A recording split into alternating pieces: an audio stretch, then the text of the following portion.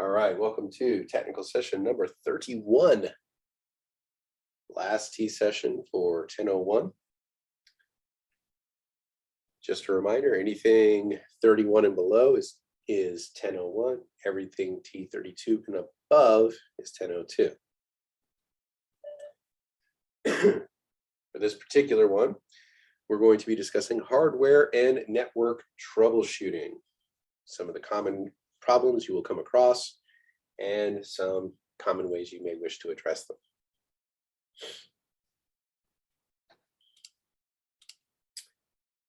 Our main objective is to identify some common hardware and network issues that users experience and describe how to resolve those issues. We're also going to be getting a little bit more into the command line experience, talk about a few other command lines you need to be aware of and utilize, especially with, for diagnostic purposes.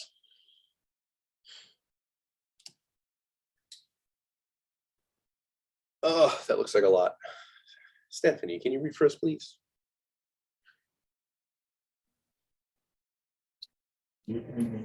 Computers are complicated. Oh, I'm sorry. Troubleshooting common hardware issues. Computers are complicated and troubleshooting can be hard. You already know that. But giving yourself some latitude in troubleshooting because it's not always easy. Prepare yourself with a solid foundation of knowledge and never be afraid to consult other resources, such as the internet or coworkers. Situations will arise that make even the most experienced technicians shake their heads in frustration. Sometimes you will hear people say things like, it just takes practice and experience to become good at troubleshooting. Those words are a little comfortable to someone who is relatively new and facing a challenging problem. Yes, experience does help, but even newer technicians can be effective troubleshooting if they understand the fundamental and following the logical process. Thank you so much. So kind of like we said in the beginning of this course, get comfortable with getting things wrong. You're not always going to be right. Even the most experienced technicians get things wrong from time to time. It's about progress, not perfection. We want to be better today than we were yesterday, right? Like any skill, the more you practice it, the better you get. And that is why we kind of stress that whole process of taking the 6 steps of troubleshooting. And at first, it's very mechanical. Step 1, identify the problem. 2, establish a theory. So you're walking through them in a very mechanical fashion. It's not just so that you won't miss something, but it's establishing and kind of ingraining those processes in your mind. So you approach the problems the same way each time. And that gives you more of a systematic and logical approach to it. At first, it's going to take longer. It's going to be more frustrating. But know to utilize your resources and don't be afraid to ask for help. Everybody needs help from time to time. Don't be afraid to reach out. Reach out to the internet. Don't be ashamed. Like I joke about it all the time. Sometimes an acronym will come back at me and I just can't think of it right in the moment. And I'm like, hold on, I got to consult my coworker, and I'll go on and Google the acronym and be like, okay, yeah, that's what it is. And you likely may experience that on the job on a regular basis, especially in the beginning. But each problem you solve, it's another tool in your toolbox. It's something you now have experience with. The more times you will come across that problem, the faster you will be at diagnosing it and solving it. So, in essence, don't be too hard on yourself. It takes time.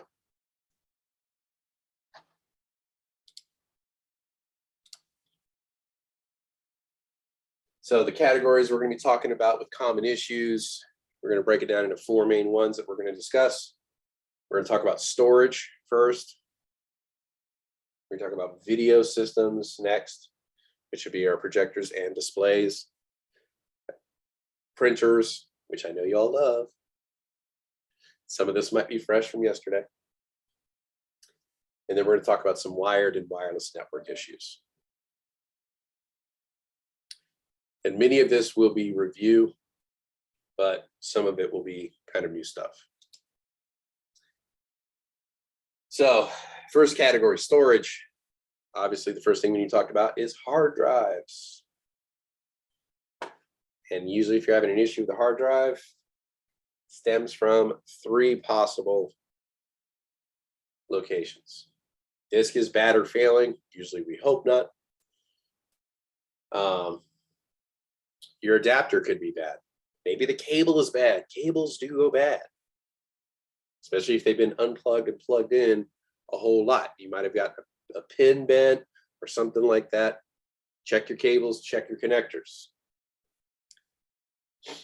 Maybe they're incorrectly connected. Happens as well. First and last cause, typically easy to identify. The drive won't work. So you won't be able to get the computer to communicate at all.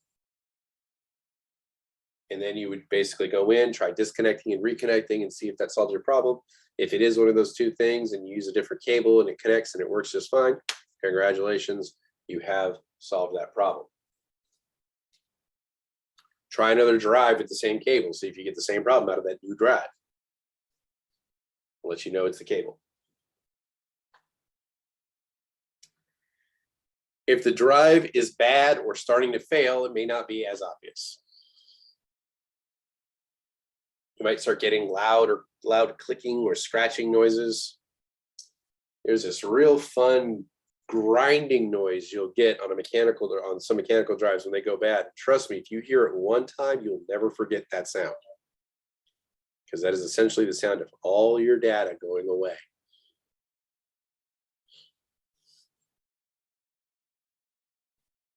And that's usually caused with a physical malfunction, although in the early days of the internet, there actually were a couple of nasty viruses that could actually cause that to happen.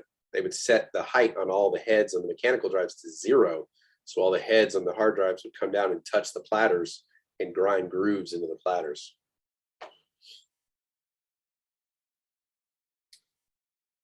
Slow performance or read-write failures. So drive starting to fail, it may exhibit some of these problems, but it also could be a symptom of you have too much stuff. So try to remove some of the older files or applications, excuse me, free up some space.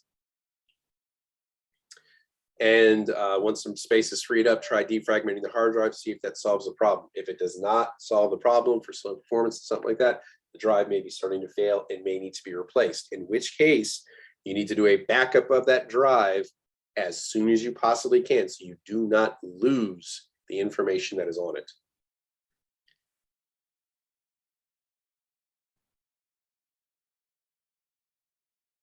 Well, there you go.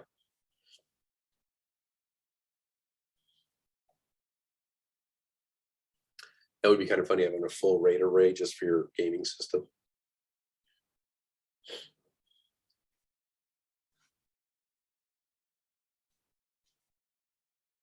All right, boot problems.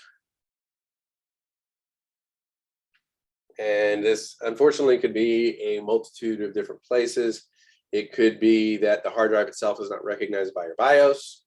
So if you just recently installed it, that may be the problem. And if the operating system is on that drive, then, you know, obviously if the BIOS doesn't recognize it, then it's not gonna be able to find the operating system. But just to be sure, make sure you are verifying your connections, making sure those are still good before you do anything drastic. So go in there and make sure you're, you know, unplugging, replugging your connections, making sure that they are solidly connected.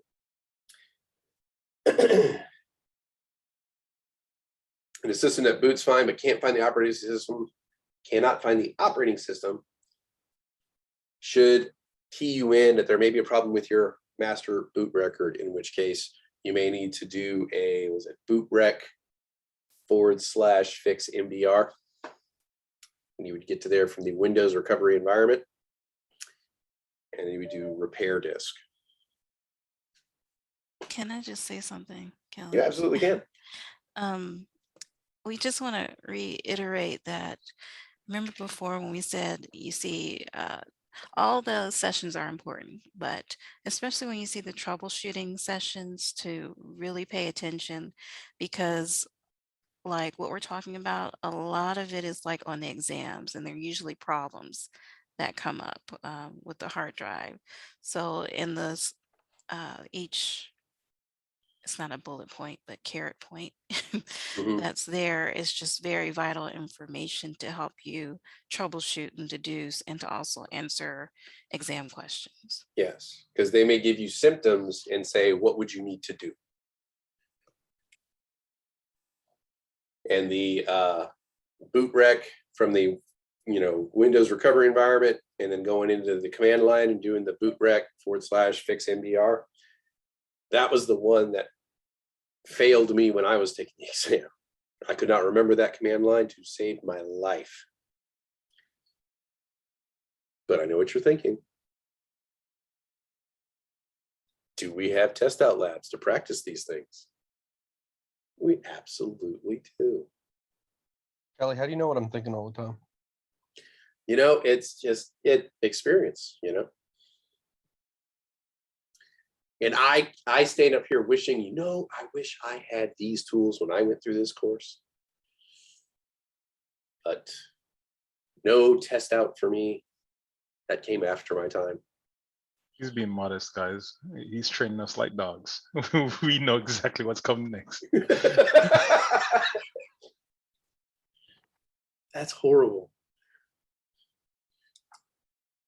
How do we become successful in IT? Seems like listening to you. And What was that, Golly? Somebody said it. Be interested. There we go. Be interested in IT. There we go.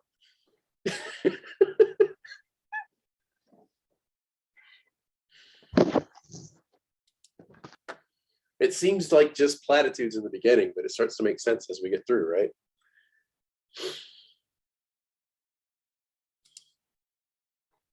So Windows recovery environment, if you're experiencing boot problems, but you still cannot locate the operating system.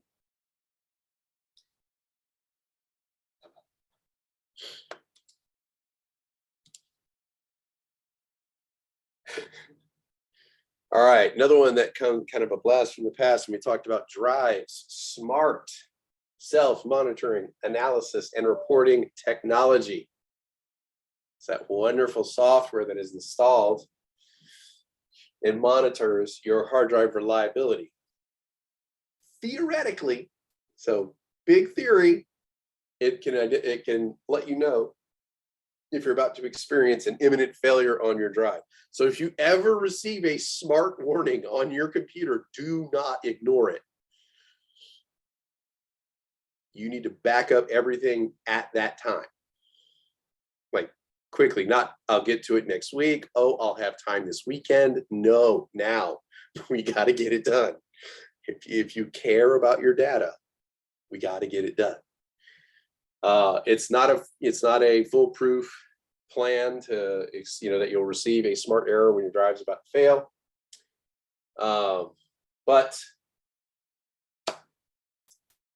it mostly helps manufacturers with regards to quality control. They can catch a lot of the stuff before it gets out to you. But there are cases where we will get an alert from a smart error prior to a drive failing. We should just not ignore it if that's the case. So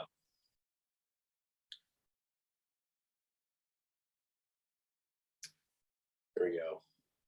It's not widely used again, but they are there if we want it. It looks for 70 metrics typically They aren't necessarily easy to understand, unless you want to consult your coworker Google. And the other unfortunate thing is different manufacturers have different standards with regards, or metrics with regards to what would constitute an imminent failure. Have you experienced this one much, Greg? Sorry, I really wasn't paying attention just now. Oh, that hurt. No, I don't mean like, no, I'm actually, I do a lot of the things that you're talking about in the moment because I don't have another time to do them. So I'm here just moving some of my backups to make a fresh one. That's all. Got it. What Yeah. about smart errors? Have you come across those a lot in your field? Yeah, they're not that reliable, man. To be honest with you, yeah, it has to be like really close. Like, you know what I mean? It's almost like a day or two away from. Basically, you've probably experienced like some kind of crash instance Mhm. before you even see the smart error. Yeah, You know what I mean? and Like, then, but yeah. when you do, it's Oh yeah, it's don't over. wait, get your data off as quick as you can. Yep, I agree with that. Definitely.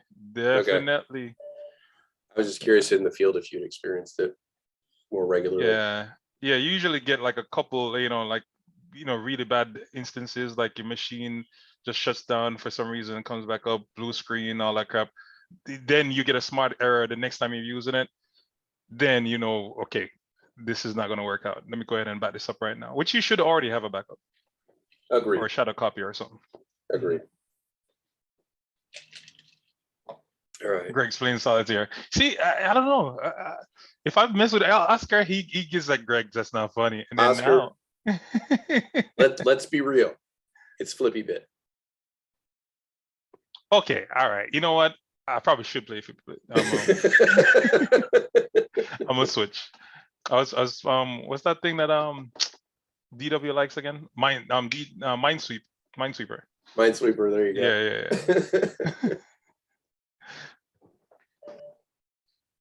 Yeah. All right, so RAID. I know we all love RAID. We love talking about RAID. We never knew how much we needed RAID in our life before we took this course. But now we feel we may not be able to live without it. But on occasion, it does have problems. So the issues with it is you have more disks than just a singular one. So there's actually a greater chance that one of those disks may fail.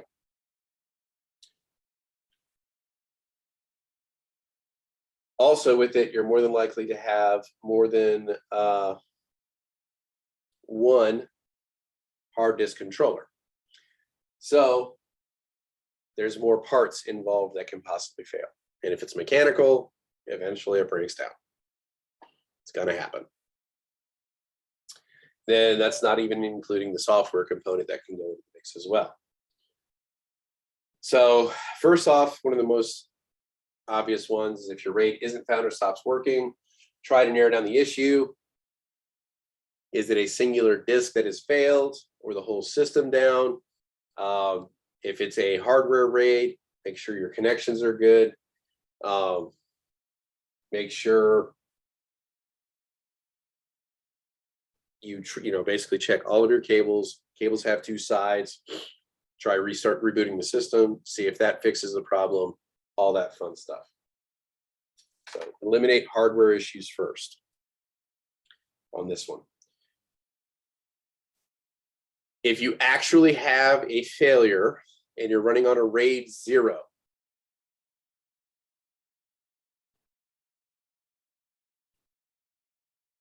my condolences on your loss. I was going to say, I was wondering what you're going to say.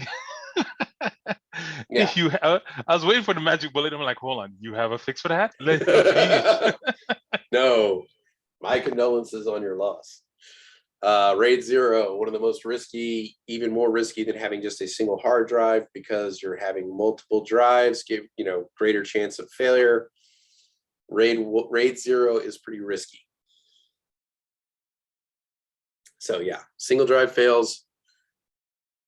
Be sure to double check all your hardware connections first, just to make sure you didn't lose everything. And then if you did, sit there and go, why, oh, why couldn't I have just done RAID 5? So RAID 1, you got your increased fault tolerance. Thank goodness. If a single drive fails, you have another replica of the data. Thank goodness. Then what you do is you pop out the failed drive, replace it with a good drive, and you should be able to resync the data and be good. Unless both drives unexpectedly fail, and if that's the case, my condolences on your loss. RAID 5, single drive failure usually is not a problem. Your data is fine. You replace the drive, pull out the bad one, replace it with a good one, resync it, you're good to go. 2 drives fail. My condolences on your loss. Try to keep it with, hopefully it just sticks with 1 drive, which is why if it happens, you try to take care of it as quick as you can to prevent any others. RAID 10, 1 plus 0 or 0 plus 1, which is a mirrored stripe set. And as long as 1 drive in each mirrored set is okay,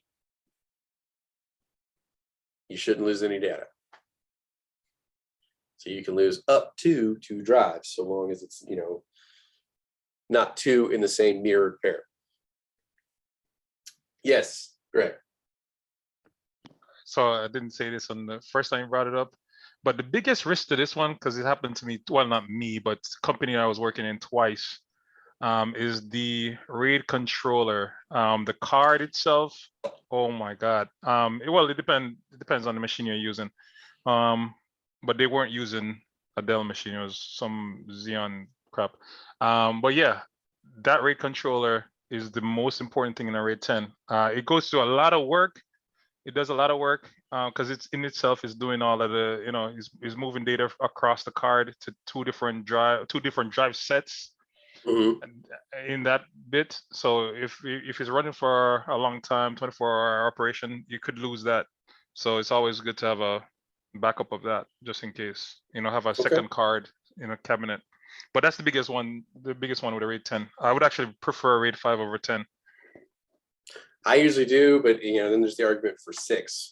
So some people are moving to 6 because you have the extra parity bit. Exactly. Yeah. But in given these 3 is what I meant. Yep. I think back here they actually talked about the RAID controller. So yeah, having a secondary card on file if it's a more of an enterprise setting, absolutely. All right, optical drives. Remember, that is our CD-ROM, DVD, Blu-ray, HD, DVD, all that fun stuff. If it's read with a laser, there may be some people out there still hanging on to their laser disc. Not typically used in a enterprise setting, but they may still be out there. For the most part, optical drive issues are media related. It's usually the disc itself that is the problem. So it usually has scratches or scrapes or smudges. So whatever you do, don't take it out and clean it on your shirt. Please don't do that. They actually have DVD and Blu-ray cleaning kits that there's a type of cleaner you can use, not ammonia based, and you can clean them. If they have a lot of scratches on them, they actually have buffing kits that will, essentially grind out the scratches on a DVD and make it so that the optical drives can read them again. And I've seen DVDs that look like somebody dragged them down the street. I mean, just deep gouges, like somebody just grinded it on the sidewalk. And you put it through one of those buffer kits and they work just fine. So typically your issues are going to stem from the media itself, the actual CDs or DVDs or Blu-rays. Other issues that may occur, if more rarely the operating system does not see the drive itself, start first determine, is it receiving power? Like if you're, push the button to try to eject the drive, are the lights even coming on? Is any power going to the drives or not? After that, go ahead. Obviously, if it's an external, check your cable, make sure your cables are connected both on the computer and the drive itself. Next, go into your BIOS, especially if it's an internal, check and see the setup, make sure that the drive has been detected by the system at all. If not, check your jumpers on the drive, check your cables on your internal ones. If this is internal, make sure they're seated properly, unhook them, look inside, make sure there's no bent pins, any of that stuff, rehook them up and see if that works. Well, usually if you do that, it'll solve your problem a good portion of the time. Also, when you're hooking up your PATAs, SATA is not that problem because you have that L-shaped connector. PATAs, make sure pin 1 is lined up properly on the connector. Make sure it wasn't inverted and jammed in.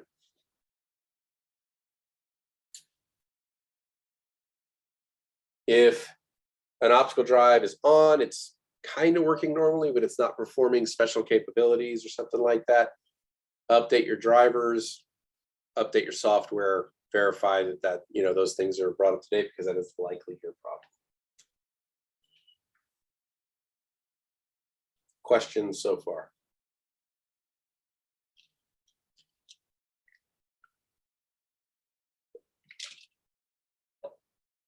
Some of these seem like eye rolling, like, yeah, no kidding, but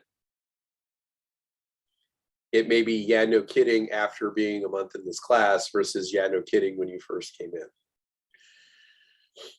So somebody else who has not gone through a class like this may not think to check these things. So when you first sit down, these are the things you're going to try. All right, video issues. Thankfully, most video issues are pretty straightforward.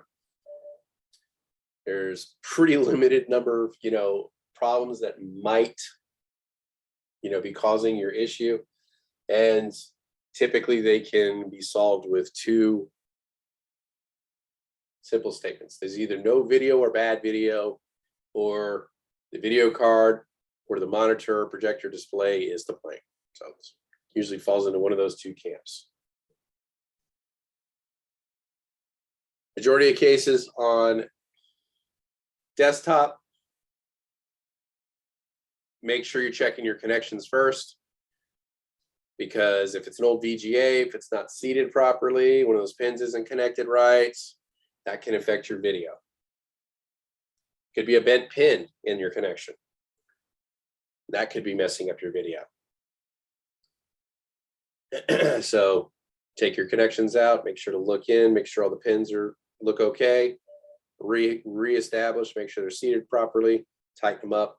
That should solve a lot of the problems. Another good one to check is the monitor on? Because that is an unfortunate one that happens a lot. If that works, then you're good to go. If problem persists, it may just be the monitor itself is going bad. If it goes away, you have a video card issue possibly, or the driver issue. Is the video card seated properly within your computer? Remember, we talked about chip creep. Things heat up and cool down over time. Things can shift.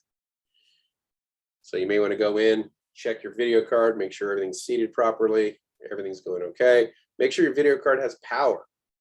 Because remember, there's sometimes you have to have that dedicated power supply for your video card.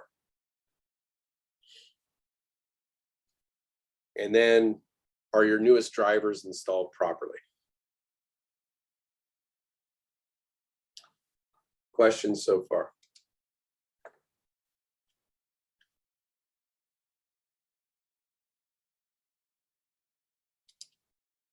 All right. No image on the screen whatsoever. Rahel, can you please read for us?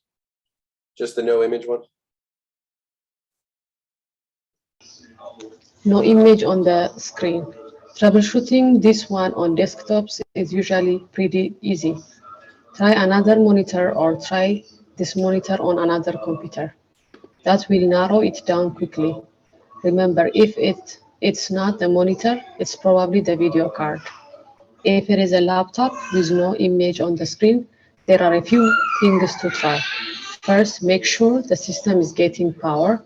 The power thing, the power lights should be on. If so, try using the function Fn key to toggle the display. If that doesn't work, reboot the system. Does the BIOS screen show? If not, then it's a problem with the display unit. If it does, but the screen goes blank before or during the Windows splash screen, then it's a Windows issue. Try to boot into VGA mode and then reset the resolution or reinstall the video driver. If none of that works, replace the display and unit. Thank you. So it gives you a couple quick things to try. If it's a desktop, try the monitor on another computer or try a different monitor. If that fixes your issue, it's the monitor. If not, it's the video card. Laptops, make sure it's toggled. You try the function key and toggle, because if they're like the type of person who does presentations a lot, they may have it hooked up to an exterior monitor or a projector or something like that and toggled onto that, but forgot to change it back when they left, thinking that it will automatically switch back.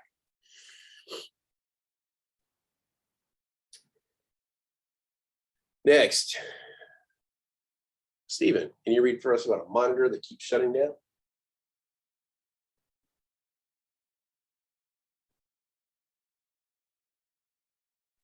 Yeah, sorry. No worries. It's the monitor that keeps shutting down. Monitors have their own internal power supply and they can overheat. Overheating was more common with the CRT displays than the LCDs, but it still happens. Make sure that the air vents on the back of the monitor are dust and debris free. And if the problem persists, it's best to replace the monitor. There you go. So CRT, do you remember what kind of monitors are the CRT ones? The old ones, the big ones. Really big, deep ones. Weigh about 500 pounds. Need 6 people to move one from desk to desk. Is that the fluorescent tubing or gas, whatever it is? It's cathode ray tube. So the compact fluorescents you're thinking about are the early editions of flat screens.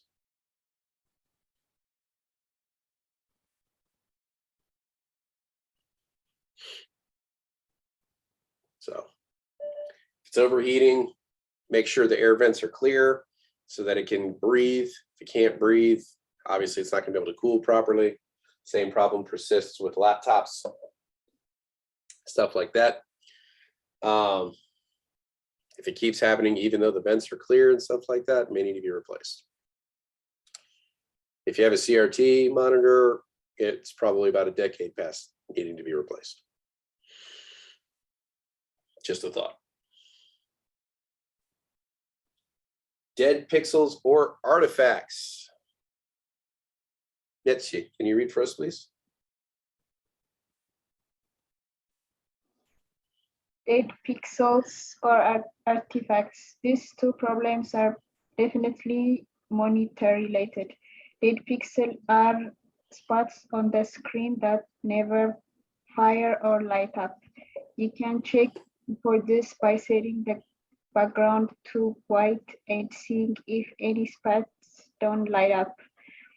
With artifacts, no matter what you have on your screen, you can still see the outlines of a different image.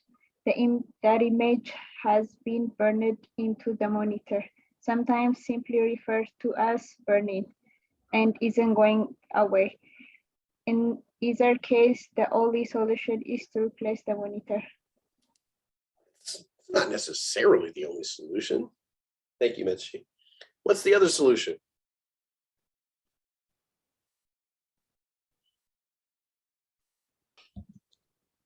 Deal with it. Hey, there we go. There's the other solution. Deal with it. If it's not affecting the work, you know, and having super crisp images with zero interference is not a requirement. Having a dozen dead pixels is probably not going to affect you. Having an icon image burned into the screen in the upper corner may not affect you. So you either replace the monitor or you deal with it. That's your options. Incorrect colors, it's typically either a monitor issue, but you should also check your settings first. My old mentor Diego talked about this before to EPS. Every time this one person would come into work, their monitor would be all messed up and they couldn't figure out what's going on. Like the colors were just way off. And so they would replace the monitor to try to fix it. And what it turned out to be the problem was the person who was hot seating with this person that was on night shift was partially colorblind. So what they were doing was changing the color palette of the monitor so that they could easily see the texts and images on the screen. But they weren't instantly going to the settings. They were quite literally just replacing monitors, thinking that that was the cause of the issue. So check your settings as well if the colors aren't there. But if you've done that and it still doesn't correct your problem, then yeah, it's likely a monitor issue. Dim or flickering images. If it's flickering, what do we know right off the bat?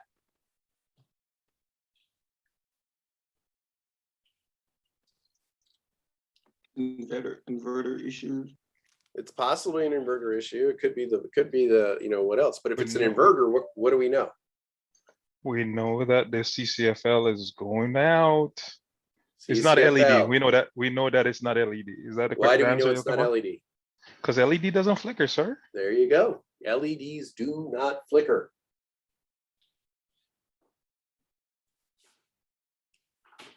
They're either on or off. So commonly a backlight issue could be your inverter, could be the bulb itself. Although if the inverter is going bad, you will hear what?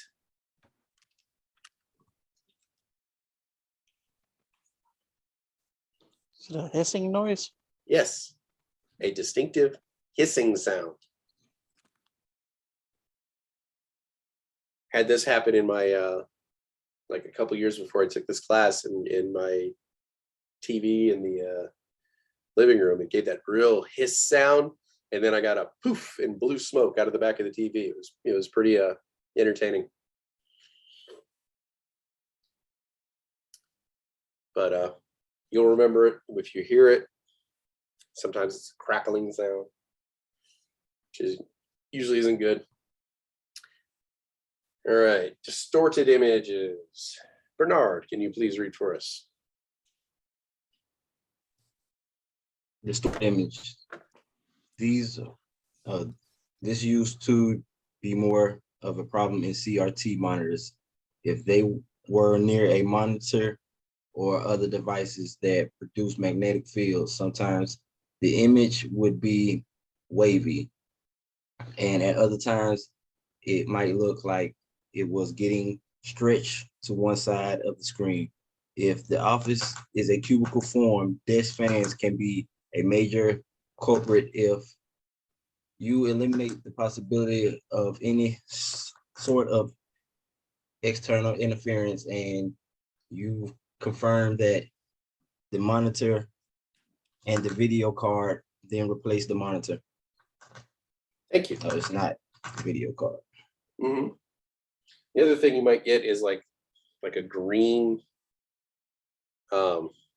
ghost image on there. If you had like a magnet near there, which, you know, the fans, desk fans had magnets, speakers that you would use for your, you know, your desk, those could interfere with it. And one way you could correct for that was by degaussing the monitor. They would have like this little magnet icon that you could go to in settings, and you hit it and it would reorient the magnetic field of the monitor and could compensate for the magnetic field. Early LCD monitors had the same thing.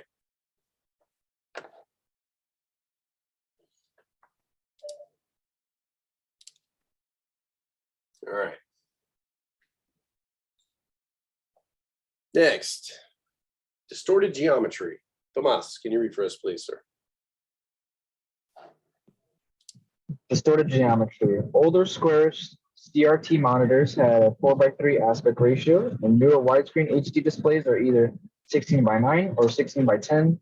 The point is, if you set your resolution so that it doesn't match the monitor's geometry, you may get distorted geometry problems, which when this happens, the screen will look stretched or squeezed, depending on how you set it. Just choose a different resolution, and the problem should go.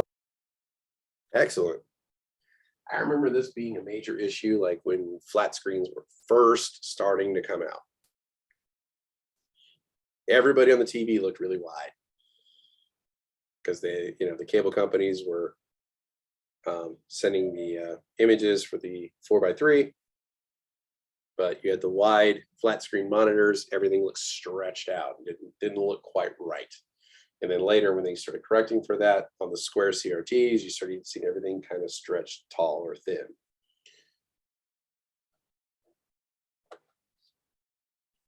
Right. Jamari, can you read about oversized images, please? Oversized images and icons. Oversized images and icons are also related to screen resolution.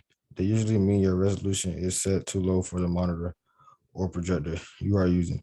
Increase the resolution and the issue should disappear. Excellent, thank you.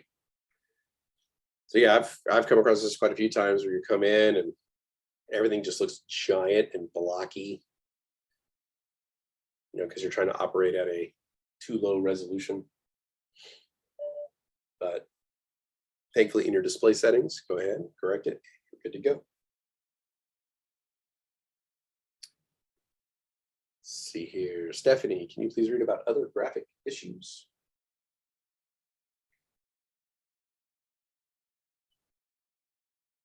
I'm driving right now. She's not available right You now. you can't read and drive at the same. I'm kidding. Please don't do that. Oh, no. Modanat, can you please read about other graphic issues?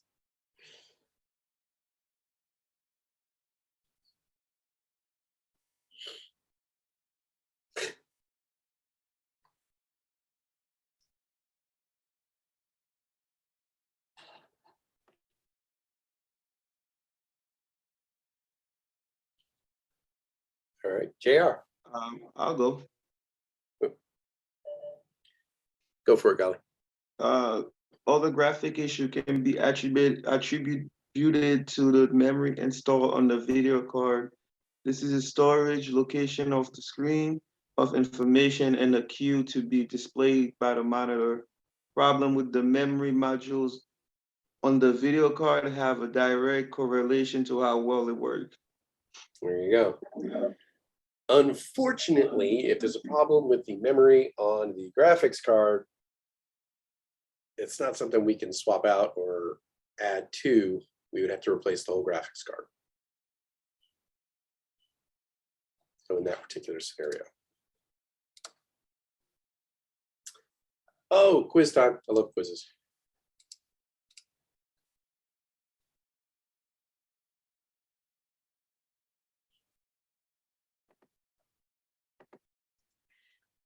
That was mean. Yeah, I love quizzes, but you don't take them with us. That's why I love them.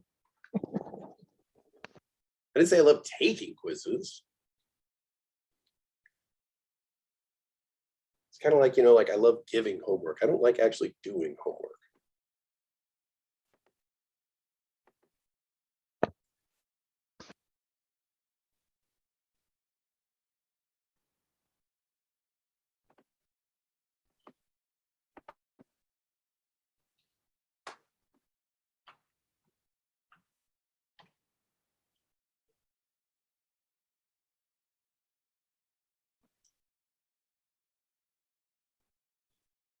Thankfully, this one's only 2 questions.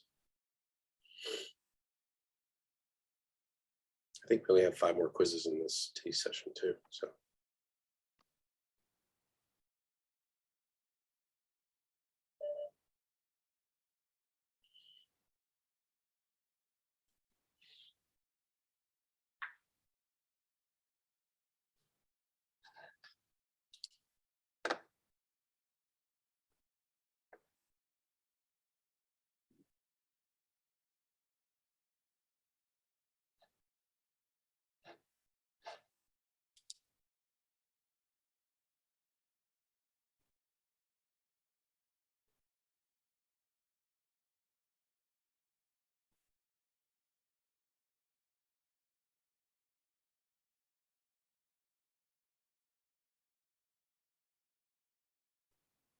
Give about another 30 seconds.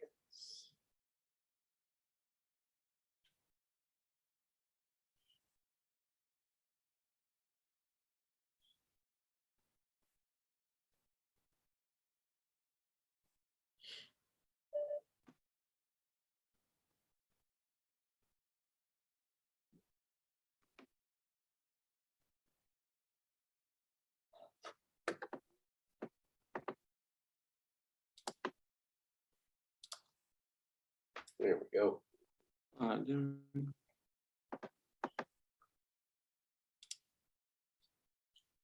So we had a user complaining that a screen has a lot of after images on the monitor. What type of issue are they reporting? Ghosting. I don't know if you've ever experienced that, where you have like a character on the screen and you kind of see like a ghost of that exact same character behind it as they move. You know, they kind of like almost overlap each other.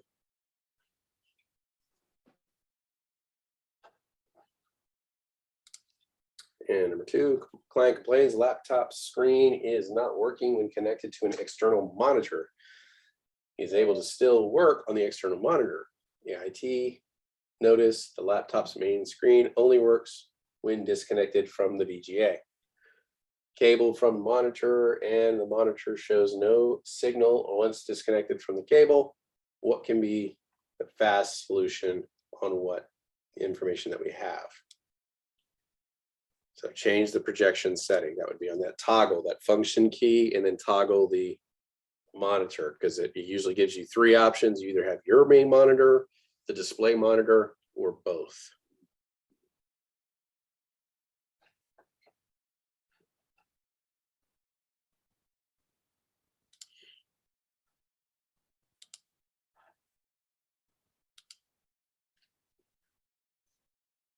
Now, everybody's favorite. We get to talk about printers.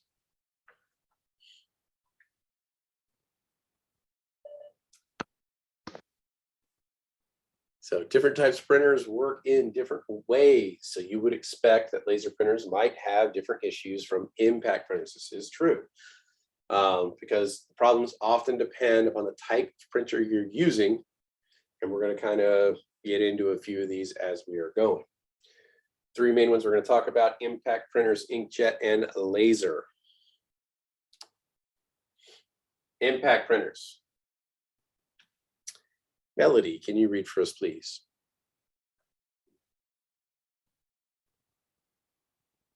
Impact printers are so named because they rely on making a physical impact in order to print. These are typically dot matrix or daisy wheel printers. The impact printer's print head will be activated and forced up against the ink ribbon, making a character or pattern on the paper. Impact printers are relatively simple devices, therefore only a few problems usually arise.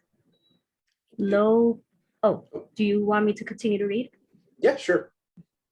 Low print quality. Problems with print quality are easy to identify. When the printed page comes out of the printer, the characters may be too light or have dots missing from them.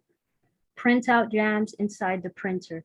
A common obstruction is a piece of the perforated sides of tractor feed paper. It has torn off and gotten crumpled up and then lodged in a paper path.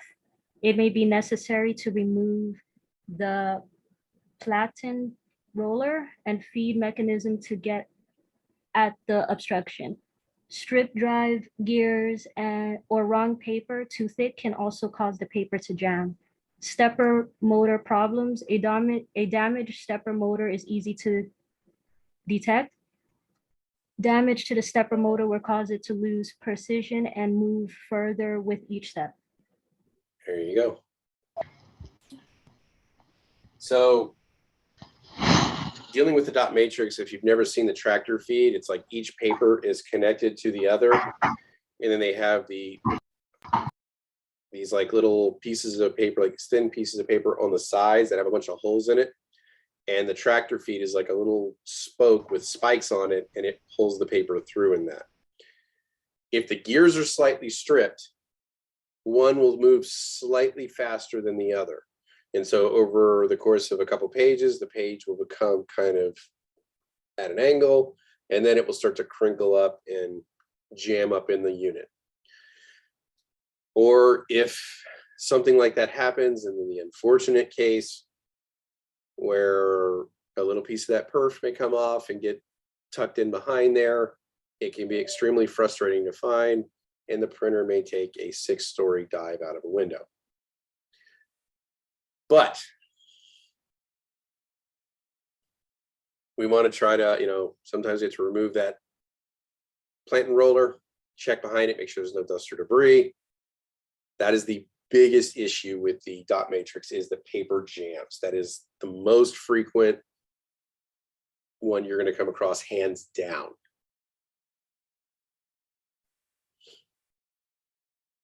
And then the other most frequent thing you'll see is the printer ribbon is getting old. So you have to either advance the ribbon or replace the ribbon, and that handles a lot of the problems.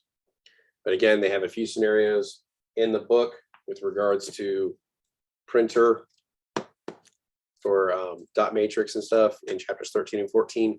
Please do not neglect them. They're really, really good for helping you for the exam. Here is a good one for a screenshot. Gives you kind of a quick characteristic of each problem, what is causing it, what you should do to fix it.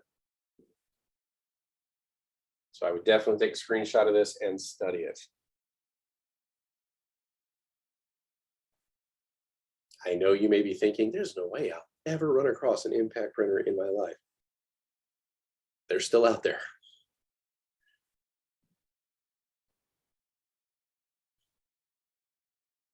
In large part because of how durable they are. A lot of airlines still use them. Mm-hmm. If Warehouses you ever, too. yeah. What were you about to say, Greg? No, I'll say if you ever like at a gate waiting for a flight, you'll always hear them going when they're closing the flight. Yeah.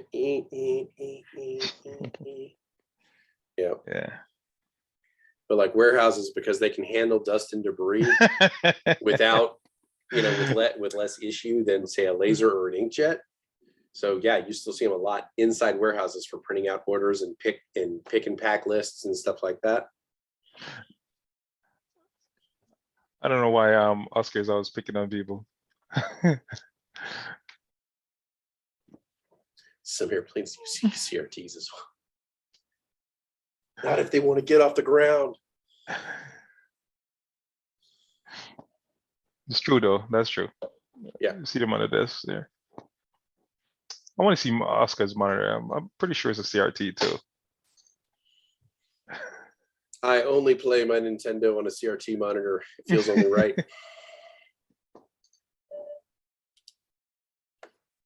It's the only thing that can give true representation to 8-bit graphics.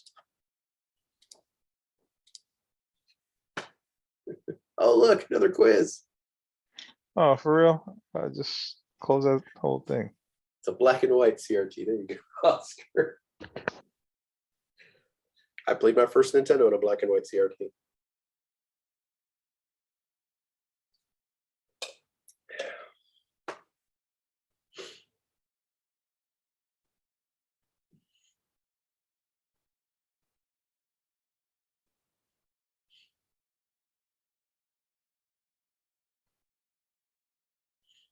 Heck, I think my in-laws had one of those big cabinet CRTs, like the big ones that they used to have in the house. Had the built-in speakers on the side. It's like a cabinet that had a TV in it. And they had one of those, I think, up until about 5 years ago. And then they finally upgraded to a flat screen when it died.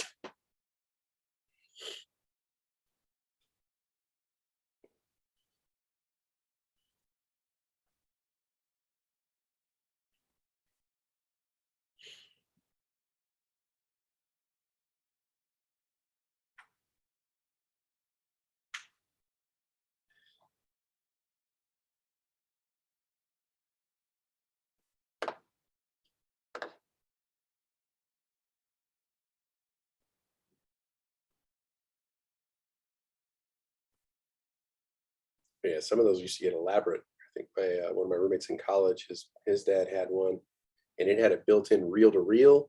It had a built-in record player, A-track, all in the TV cabinet. Like, and the TV was a physical piece of it. You couldn't remove the TV from it. It was all one piece.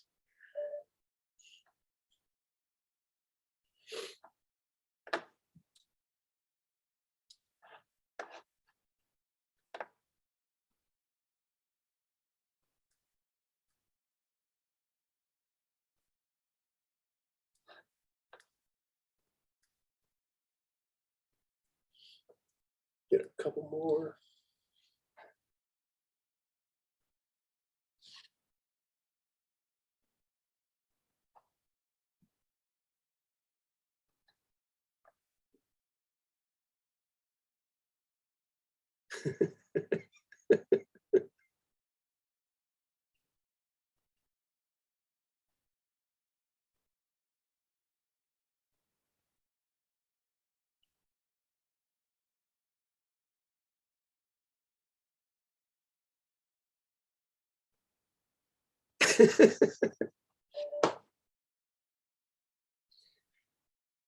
Why is it not so? Go ahead. They still use floppies too, I'm reading.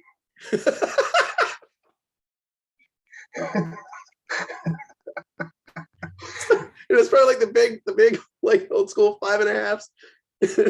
And they get some poor guy in the office like flipping out like 20 of them to get the program up and running. Wasn't there like an 8-inch floppy at one point? I don't remember. Yeah, they had the really big ones too. The 5.25 ones were like the most common, but they did have the big ones. That was only for enterprise use. Imagine opening up that box, disc 1 of 35.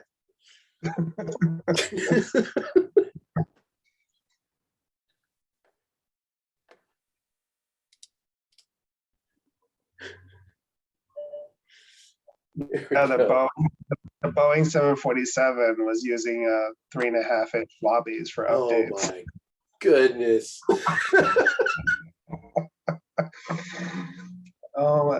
There's a picture of it. I'm so glad I don't fly very often.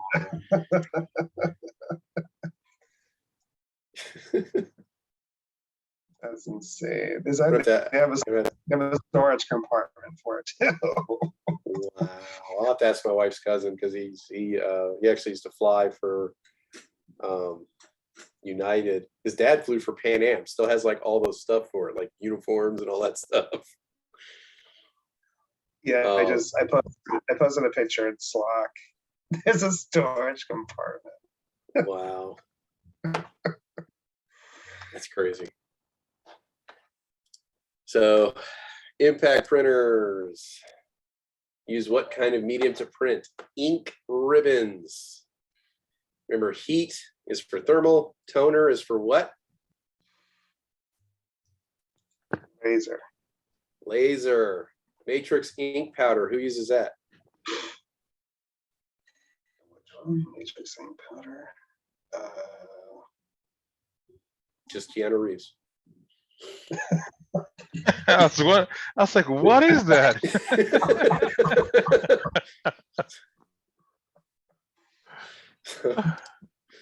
he's like dodging the toner particles.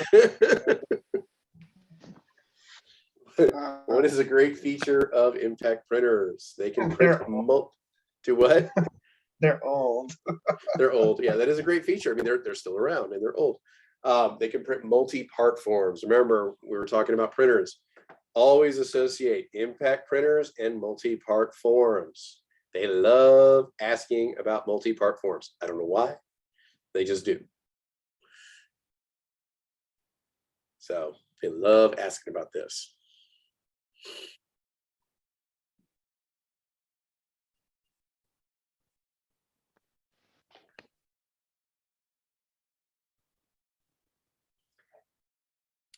And lastly, your impact printer is having an issue when you look at the multi-part form that was just printed. Notice the fonts look faded. What is wrong? Advance or replace your increment. So check your increment.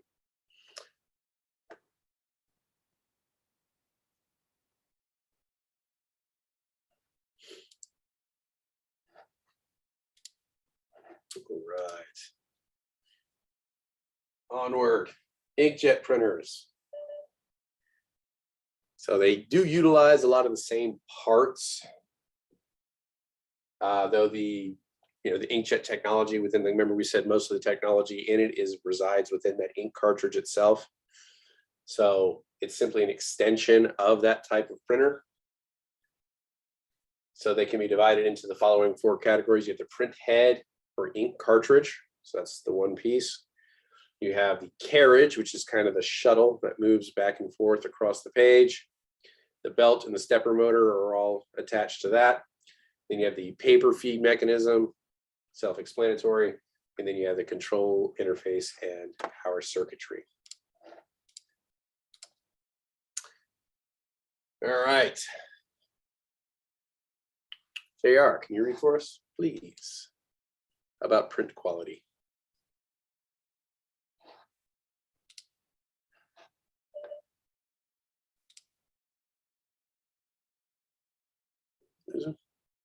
I think we may have.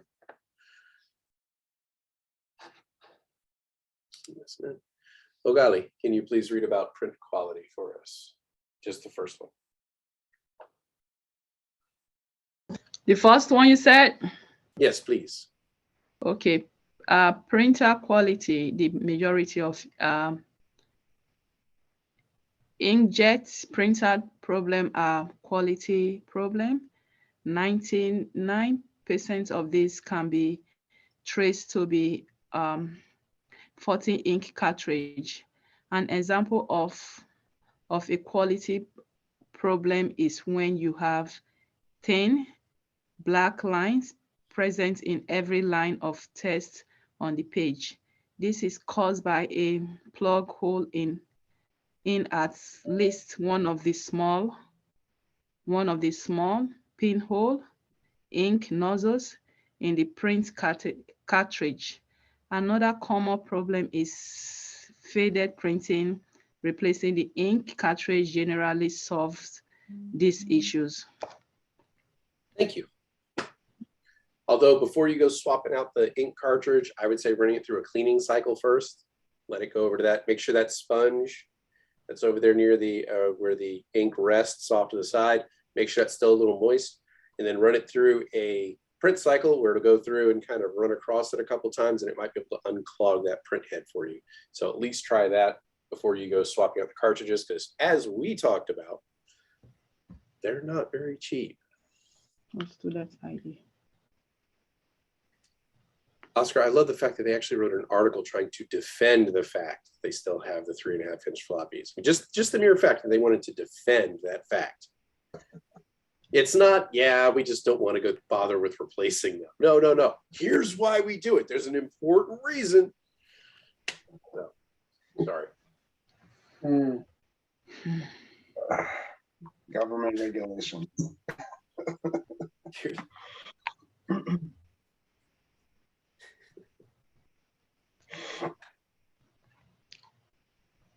All righty. So next, color output problems.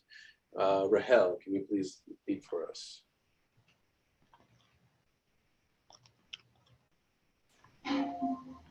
Color output problems. First, ink could be bleeding from the adjacent areas of the picture, causing the color to be off.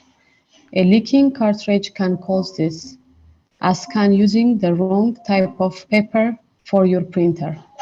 Our second potential problem, the ink cartridge are installed in the wrong spot. This is for printers with multiple color ink cartridge. That should be easy to check. Obviously, if that's the problem, put the color cartridge where they are supposed to be. Third, if the ink that comes out of the cartridge does not match the level of the cartridge, try the self-cleaning utility. If that doesn't help, replace the cartridge. Finally, if one of the colors does not come come out at all and self-cleaning does not help, just replace the cartridge. Wonderful, thank you. It's amazing how many problems in an inkjet, the solution is just replace the cartridge.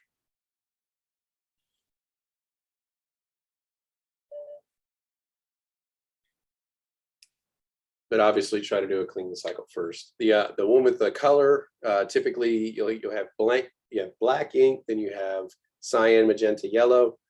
And the black ink is going to be a thicker cartridge. The cyan, the magenta, and the yellow are all going to be the same size. And so it's easy if you're in a rush to click them in the wrong locations. So that is a potential as well. All right. Next, paper jams. UK, can you please read about paper jams for us? Yes, paper jams, inkjet printers have pretty simple paper paths, so paper jams due to obstructions are less likely than they are on impact printers. They are still possible, however, so an obstruction shouldn't be overlooked as a possible cause of jamming. Paper jams and inkjet printers are usually due to one of two things: a worn pickup roller and the wrong type of paper. So wrong type of paper and worn pickup roller. So you have this little roller with a rubber gasket on it that sits on top of the paper. If it's getting worn out, it's not going to pick up paper as easily. And so more pressure gets applied to it, and then it's grabbing more than one at the same time, which can end up causing a paper jam for you. Wrong paper type, talked about this a little bit earlier with regards to laser printers, but it also can cause issue in inkjet as well. If we're using paper with a different weight than we would normally use, that can cause an issue with our printers as well.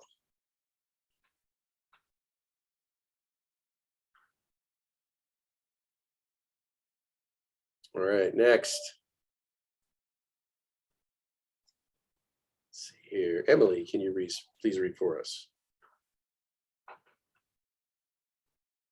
about paper feeding?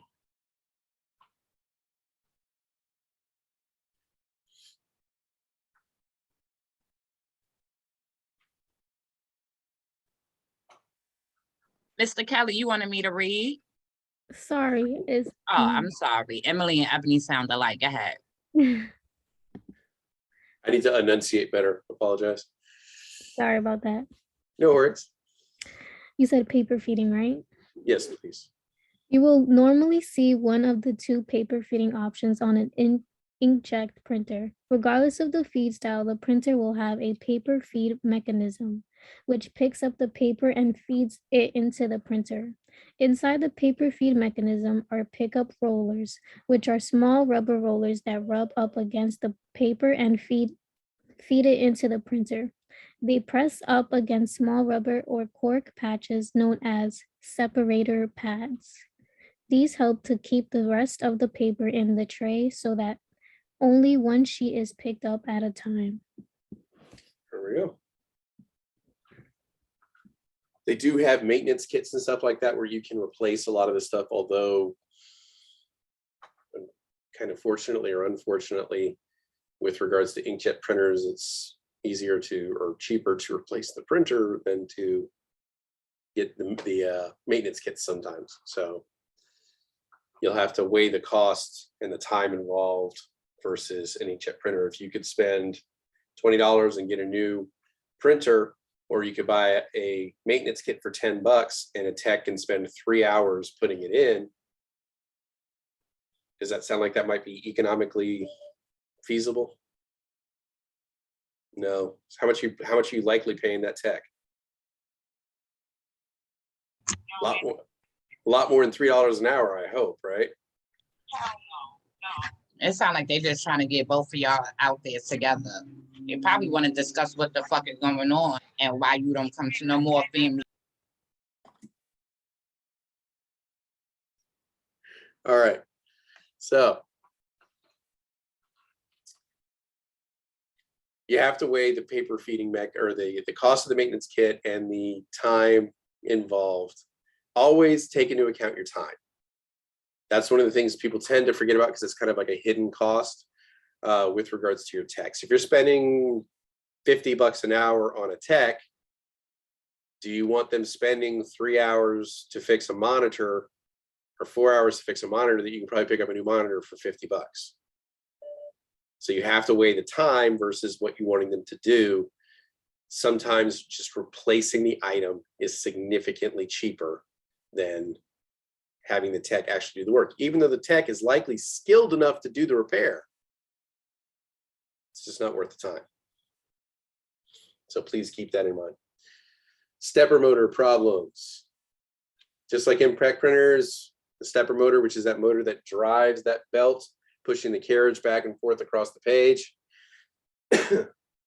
Sometimes that motor can go bad. So getting unevenly spaced lines is usually where you'll see that. Or excuse me, stepper motor is the one that drives the paper. Apologies. I'm thinking of the belt. So stepper motor drives the paper. So if the paper is like moving a lot in one step, a little bit in another, so you have letters that seem kind of stretched and scrunched going throughout the page, it means the paper is not being grabbed and forwarded at a good rate.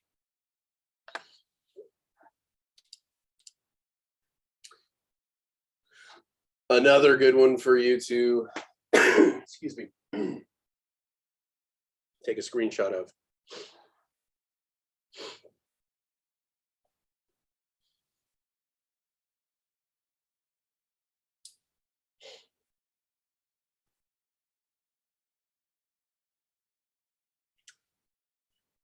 As we learned yesterday, it is the most difficult or complex of all printers. Here is our 7 steps, all laid out for us in one place. What are our mnemonics? Who remembers the mnemonic from yesterday?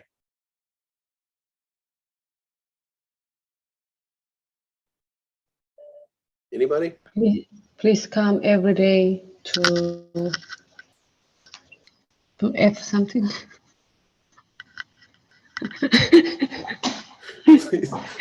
I remember the last one is F. We blended them both. Right? To feel complete. And I actually think that's the dirty one, but okay. All right. Please come every day to feel complete. Yeah, that's one of them. There you go. There's the other one. Printers can't even do the effing clean. That was awesome. Please come every day to effing class. There you go. Hey, there we go. I like it. I like that one. We'll go with that one, actually. Oh, that's hilarious. All right. So yeah, that should give you the steps in order. If you remember, you have 2 C's. Cleaning always comes at the end. So charging is first, and processing is always your first step. That way you just have to really remember these. Makes it a little easier.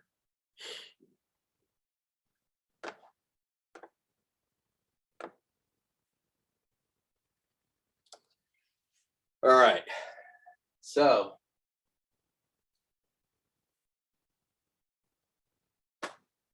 on this one, UK, can you read for us, please?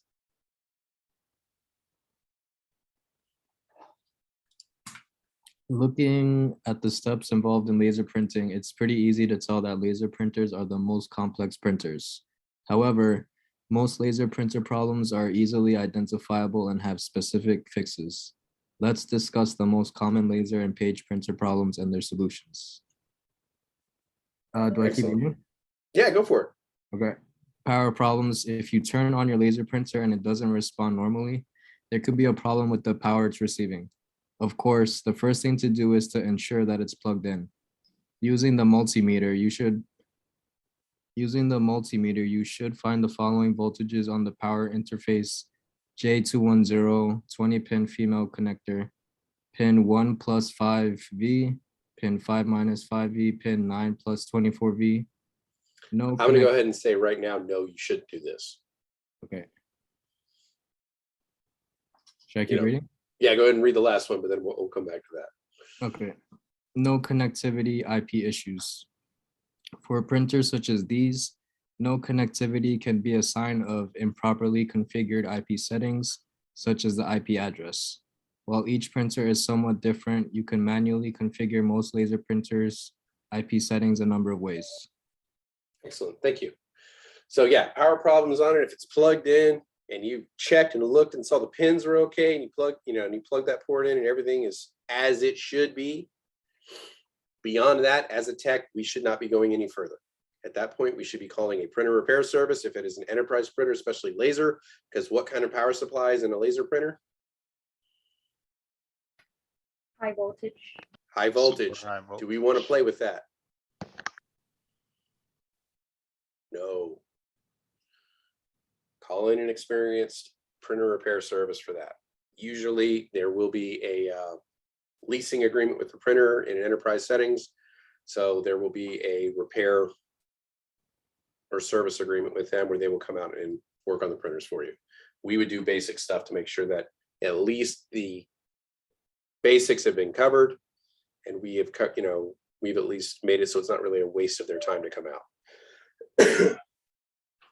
So power problems, after checking the basics, bring in a tech. No connectivity, IP issues, you want to make sure if it is a networked printer, especially if it is one of your reserved or static IPs, as typically printers will be, because you don't want those printer IPs changing, because you'd have to change your printer location every single time. So you want to make sure it is assigned one of the static IPs that you have set aside, and it is manually input in accordance with your network settings. This is where you get to practice your site or subnetting skills. All right, nothing prints at all. First thing to check, is it just me? Or is it with everybody? If I ask Rachel, hey, can you print this document for me, see if it works? And it still doesn't work, it's not isolated to my machine. If it doesn't work for me, but it works for her, something's wrong on my end.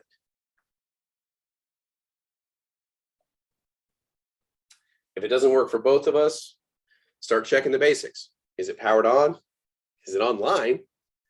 Can I ping the printer and get a response?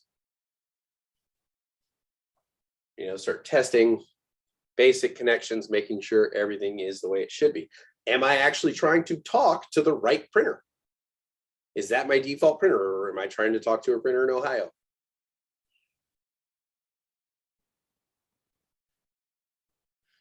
So make sure you check all these things, that they're all lined up properly.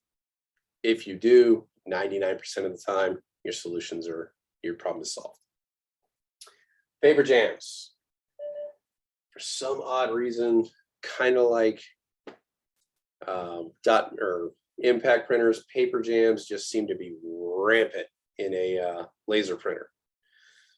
I guess it's because all the twists and turns that page has to make going through the printer itself. And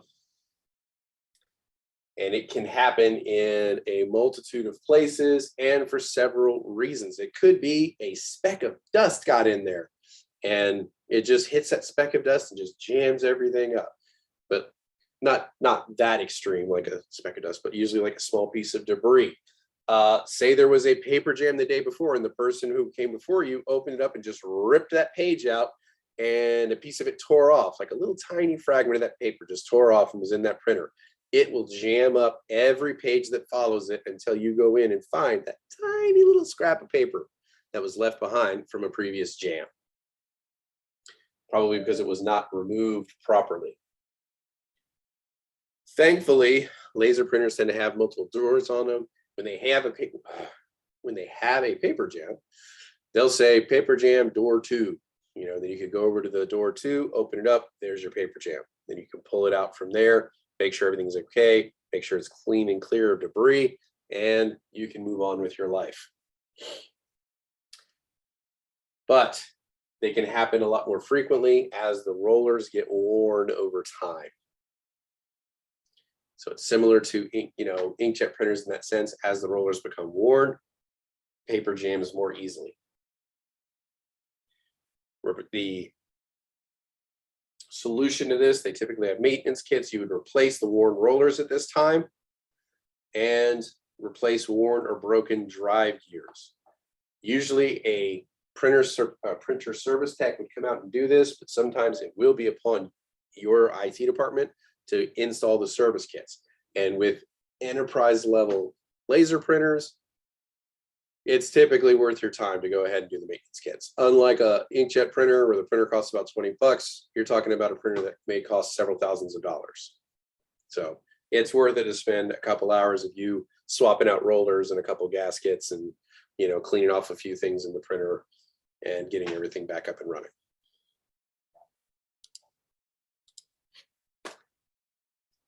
All right. Blank pages. Somehow the toner is not being put on the pages. First, most obvious one, check your toner cartridge. Make sure it actually has toner in it. Do that little rocking thing that we were talking about yesterday. Please don't shake up and down. That makes for a really big mess. So gently shake it side to side. Make sure everything is okay.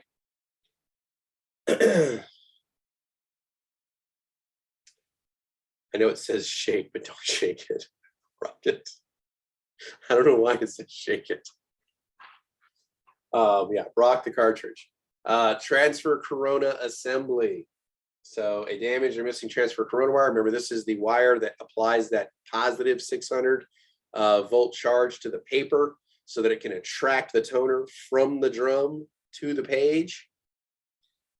That may be damaged or broken, and this would, prevent the charge from even being put on the page. So the toner would just stay on the drum, and as the drum cycles back around, the cleaning blade on the inside of that toner cartridge would scrape off all that extra toner, and nothing would get transferred. And next, if the power supply itself, high voltage power supply, is not providing enough voltage for the corona to apply that charge, then again, it's still not going to, get enough of a positive charge to attract the toner from the drum to the page. Most likely, 99% of the time, it's just going to be the toner cartridge.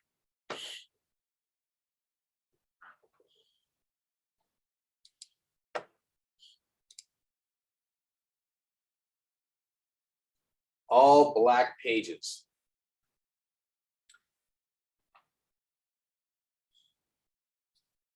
So this one is the charging unit or the charging corona, which, as you remember, applies the negative 600 charge to the roller itself.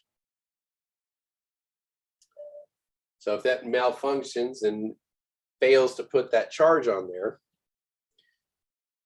because the drum is grounded and has no charge, it's going to attract all the toner to stick to it. And then when you get the positive charge of the paper coming through, it's pulling all that toner back down to the paper. And so as the drum rotates, all the toner is transferred to the paper, and then it goes through the fuser and cooks it, and you have an all black page. So that's how that would happen. It's usually your transfer corona is not applying a charge.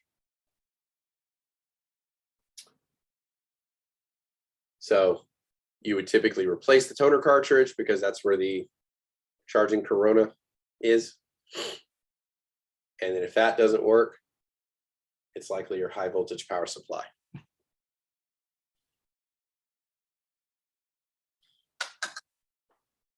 Repetitive small marks or defects, we talked about this yesterday. That is likely a little bit of toner that got spilled on one of the rollers. And every time that roller moves around, it's leaving a little smudge in repetitive cycles on the pages. If you get vertical black lines on the page, this could be the drum itself is damaged, or the corona wire itself is dirty, gets dust or debris on it. It happens.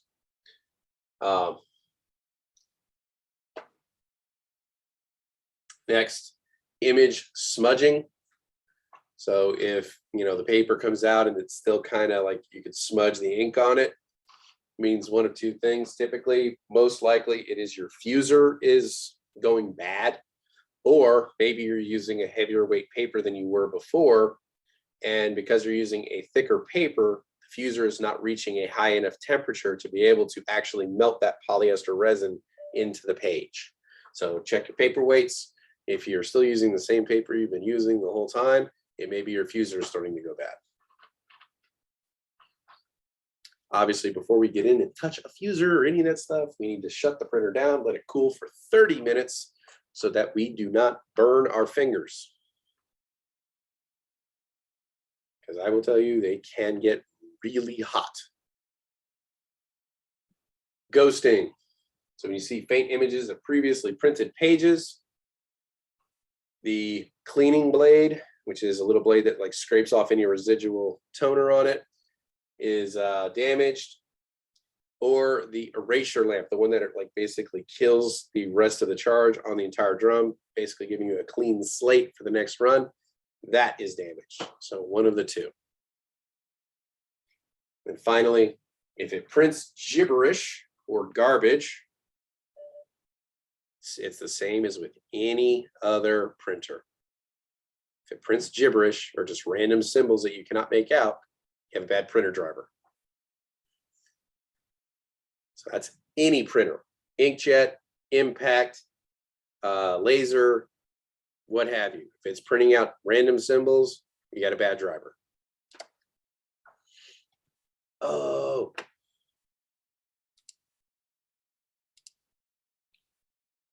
I know y'all are loving all the quizzes.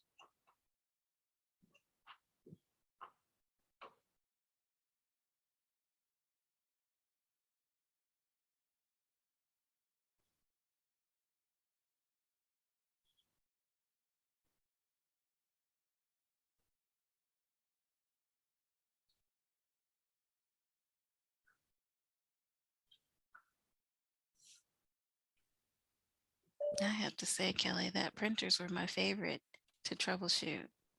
Oh yeah? Yeah.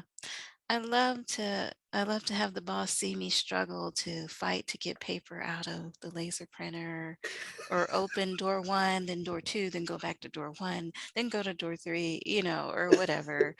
And then I'd be like, do we really want to struggle with this if it only prints 6 pages per minute? It was like a way to get them to upgrade. I know, right?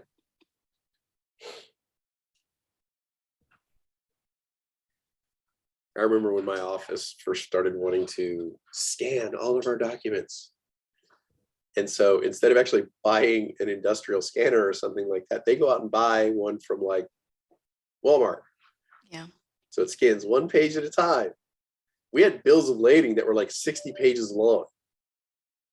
It would take us like an hour and a half to scan in a single bill of lading. And then shortly after that, they came out with WinFax Pro, where you could fax a document to yourself, and then it would give you a PDF. So everybody just started faxing everything to themselves. Yeah, of course.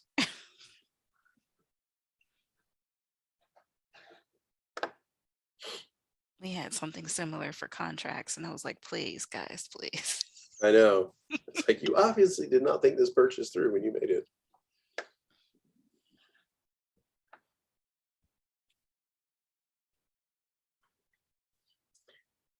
Thaw.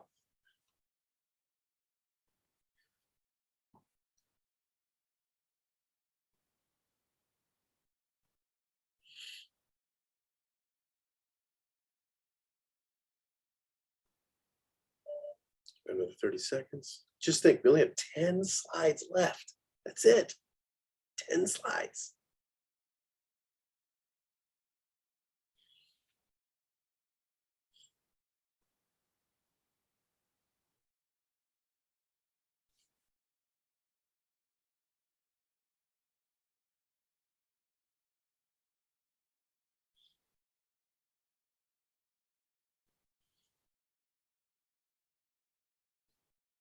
All right.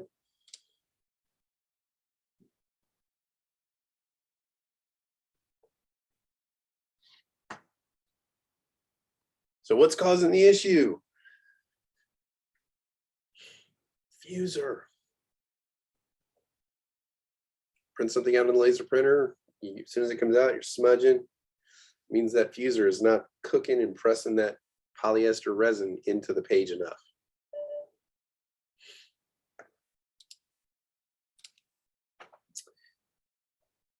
All right. We'll now get away from printers for a little bit, give you guys a break. Move into some network issues. Let's see here. Greg, can you read for us, please? All right. Let's see. This is in your wheelhouse, so. Is that what it is? Okay. Network issues. The whole purpose of using a network is to connect to other resources. So when network don't work, the network don't work like they are supposed to. Users tend to get a bit upset. Here are some common issues that you might run across and how to deal with them. No connectivity. The most common issue that prevents network connectivity on a wired network is a bad or unplugged patch cable. Cleaning crews and rollers on the bottoms of chairs are the most common threats to these patch cables. In most cases, wall jacks are placed 4 to 10 feet away from the desks.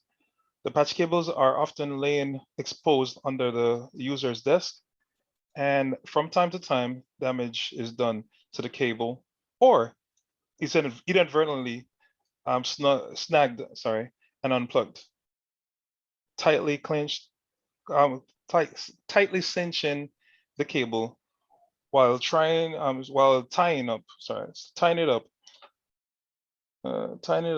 out of the way. One moment, sorry, I'm using my. Okay, here we go. Is no better a solution. Slack must be left in the cable to allow for some amount of equipment movement and to avoid altering the electrical characteristics of the cable.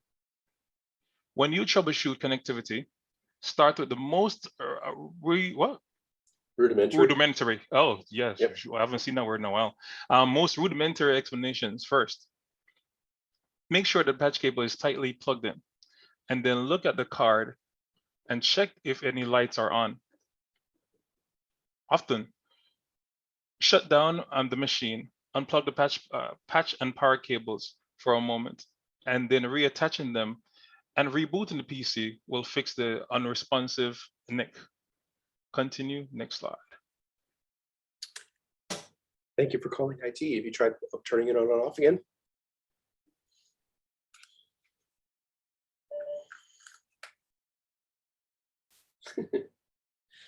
So yeah, again, it comes down to hardware. Check your connections. Cables have 2 sides. Cleaning crews have a lot to do. They will occasionally bump equipment. It happens. And unfortunately, more often than not, companies do have Ethernet cables exposed either on the floorboards, inside underneath desks. Hopefully not exposed over the the open floor because it's a trip hazard and stuff like that. And I still to this day have seen people secure them down with duct tape. which every time they're crossed over with a wheelchair, damages the cable even more. All right. Continuing on with no connectivity. Kevin, can you please read for us?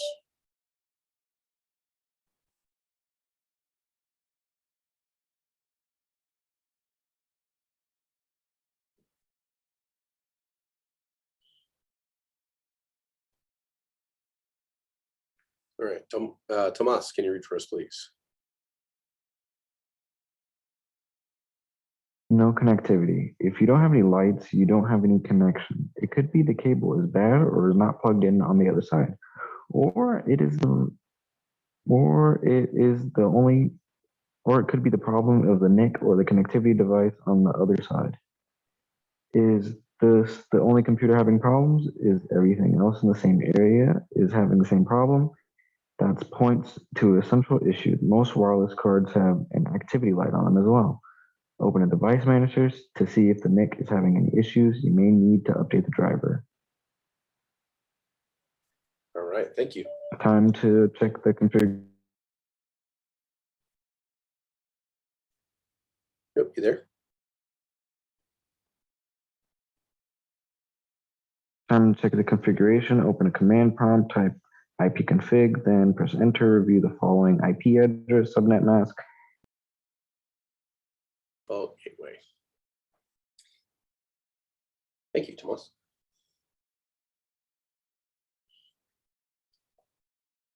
All right, so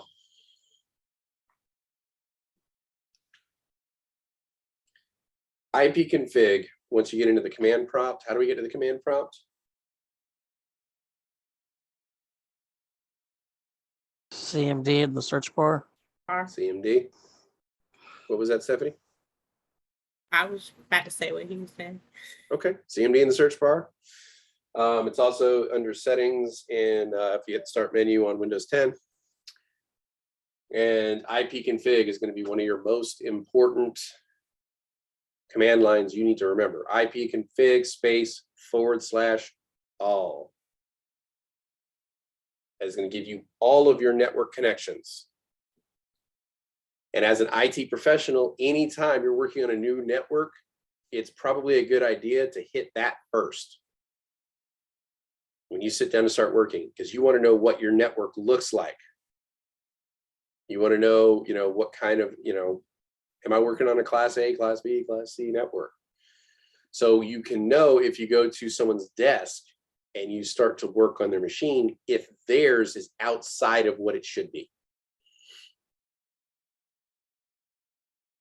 So if yours is a 192.168 and theirs is a 169.254, do we have a problem? What would that problem be, JR?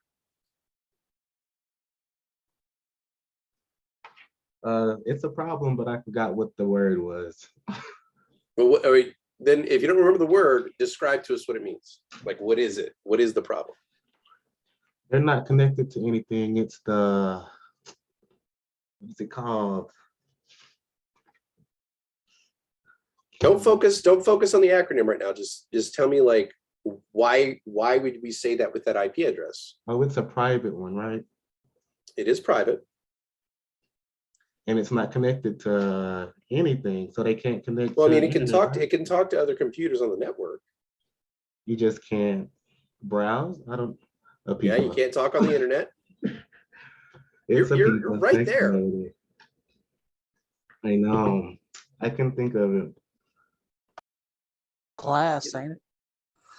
It's not the, well, that's for this particular one. It's not the class. That's the issue. It's that specific IP address, and JR was right on it. Melody? A PIPA? A PIPA. So when your system can't communicate with what?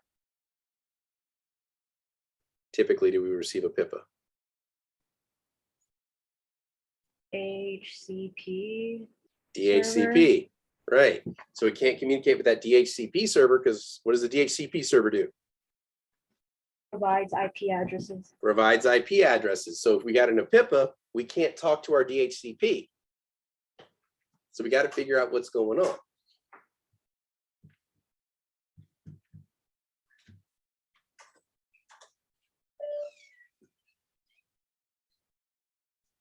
So you need to, the PIP address allows us to diagnose it. So, but good job. Good job. So definitely take note of this Ipconfig. There are a few versions of Ipconfig we need to be aware of, but /all is going to be one of your first go-to command lines you're going to be putting in every time you go into the command line, the CLI.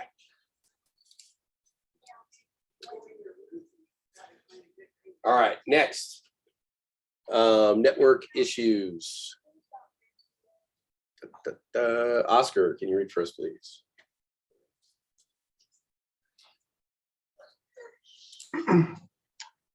No connectivity. Common refrain from users when they're having network issues is I can't get to anything. As a technician, you need to parse that statement to understand what they really can or can't get to, and if it's isolated to their device or occurs in other devices as well. It's best to ask questions to determine which resources are unavailable to them. The two main categories of unavailable resources are local resources and the internet. If the user is unable to get to the local resources, odds are they can't get to anything. Local resources include shared drives, AK shares, printers, or their email. In situations like this, treat it like there's no connectivity or limited connectivity and troubleshoot appropriately. If local resources are accessible, but the internet is not, then you know the network card, excuse me, and wireless or wired connectivity is fine. Excuse me.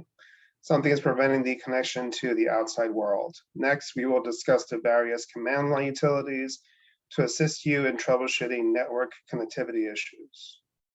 Thank you, Oscar. All right.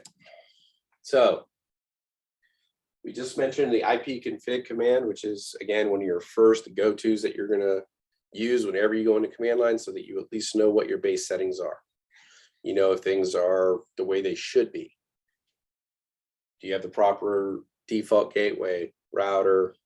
Do you have subnet mask is set properly, IP address, all of that fun stuff, DNS server? All of this information will be given to you during your Ipconfig. Another thing we can use is the ping command. And the ping basically sends a couple ICMP packets, which stand for Internet Control Message Protocol, but it basically sends test packets to whatever you're trying to send, whatever address you're trying to send it to, and it sends usually about 4 of them, and then it waits for those 4 to come back. Once those 4 come back, it records how much time it took, or if there were any errors in the process. The first address we should ping is our local host. How would we ping our local host? What would be the address for that? Daddy, hide this before mommy.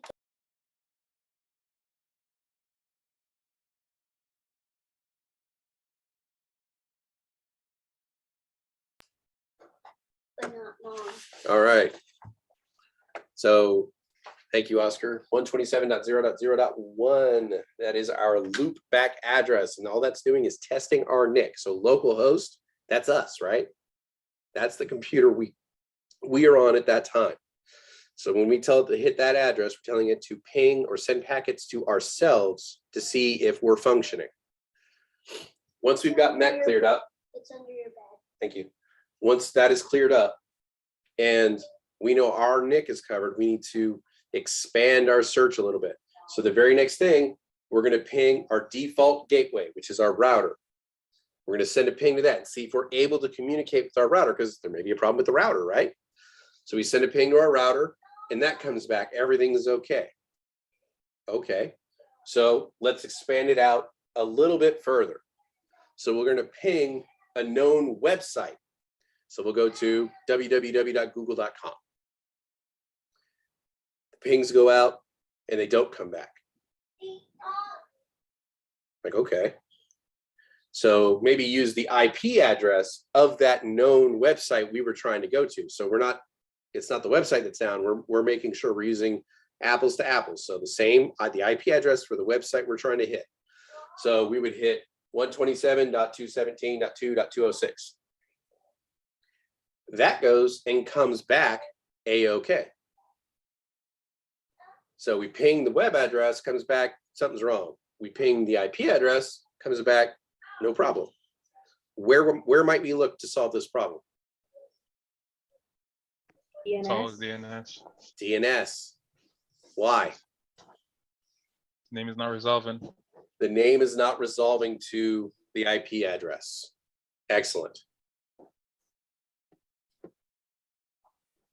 So it's these little things, once we know how things work or what the things are called that work, when we find these little problems along the way, it can tell us that's where our issue is. And yes, Melody, there is a lab on this. Thank you. I appreciate that. So when we ping something, are we doing that in the command line or are we using Yes. the web browser for that? No, we are in the command line. So we would go into command line and you go ping space www.google.com. And then it will send the packets and it will tell you, 4 packets sent, 4 packets received. Here's how long it took. Oh, okay. And I have one more question. Since Ipconfig is for, our internet stuff, what is ifconfig? I forgot. But ain't that something too? ifconfig is that exact same command, but for Mac and Linux. Oh, okay. So ipconfig is for Windows. ifconfig is for Mac and Linux. Although I thought Linux now is converting over to the ipconfig. I thought they were. I'll have to double check. So maybe it's only a certain distro. So yeah, Linux and Mac use IF. IP is for Windows.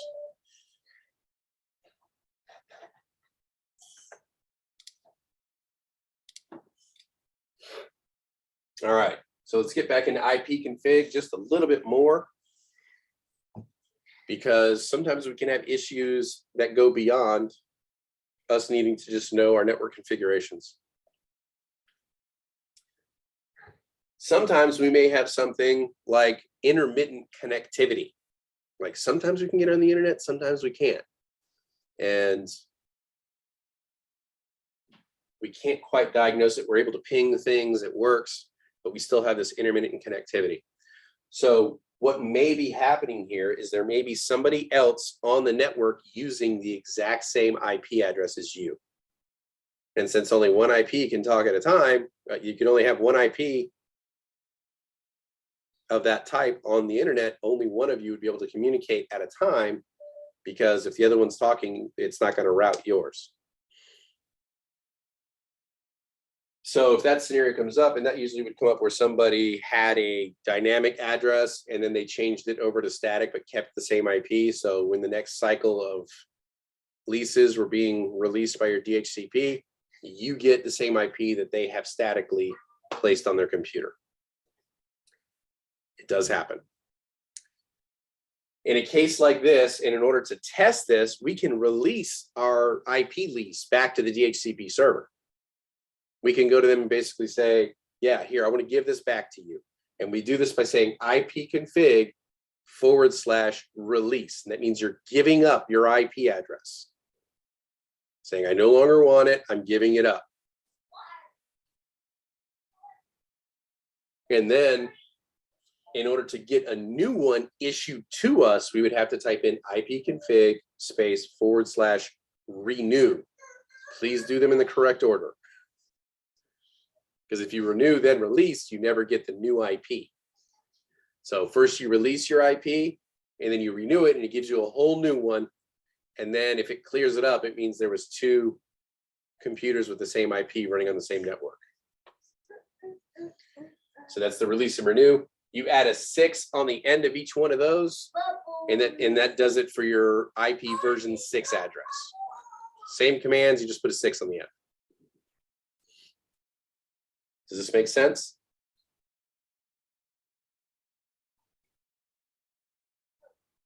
I'm getting some blank stares. I'm starting to get worried. So if you're having trouble connecting and it's intermittent, release your IP back to the DHCP server and ask it to give you a new one. And that's that ipconfig release, ipconfig renew. All right.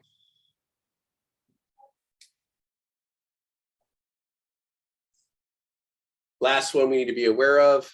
Sometimes our DNS server isn't resolving properly.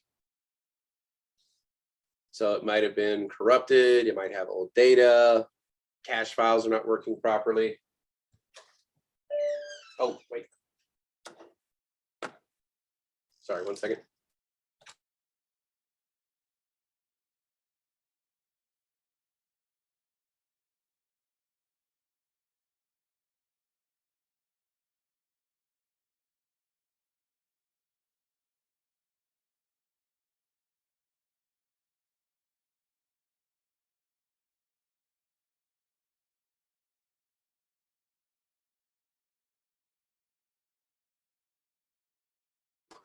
Sorry about that.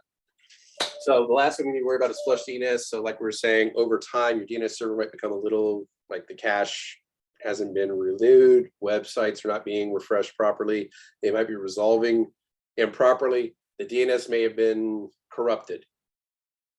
You can clear this up by flushing the DNS. So you would type in ipconfig /flush DNS, and that wipes out the cache of your DNS, and it could be rebuilt again. It'll just take your websites a little bit longer to load at first, but over time it gets faster again as the websites resolve easier. Good screen to take a quick snapshot of, just so you know these commands. They have them as well in the book, but this lays it out pretty good.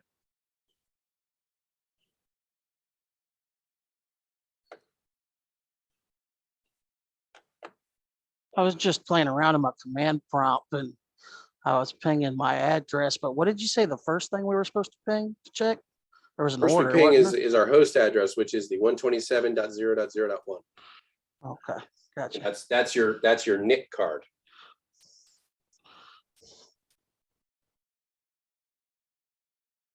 All right, questions so far on this?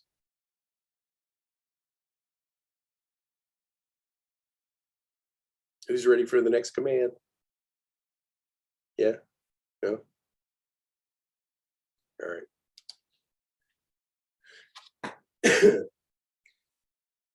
Another good troubleshooting command for you is Traceroute. Growing up, I always thought it was Traceroute. Don't know why, but Traceroute. And basically what this does is it kind of measures the hops that your data takes as it's traveling through the internet. So each router that it's pinging off of, it's letting you know. And so if there is a connection down in between, say, you and, California, it will tell you where the connections are not making it, like where they're stopping.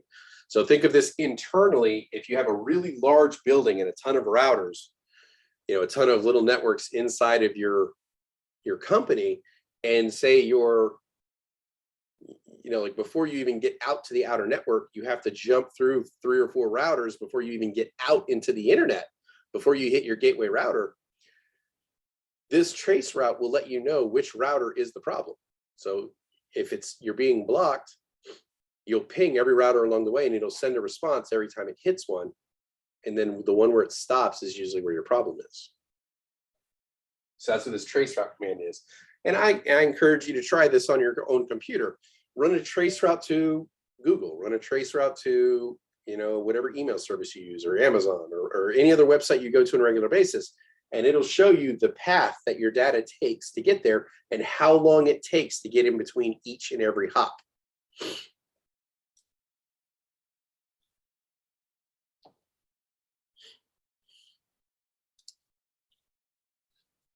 Questions on Traceroute? So how you put this in, you put Traceroute, trace RT, space, whatever web address. So www.google.com. Or you could put in the IP address, whichever one you want.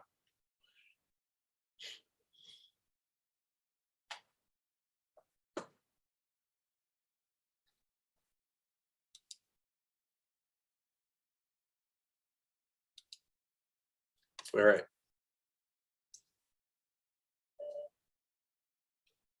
Another really good diagnostic tool,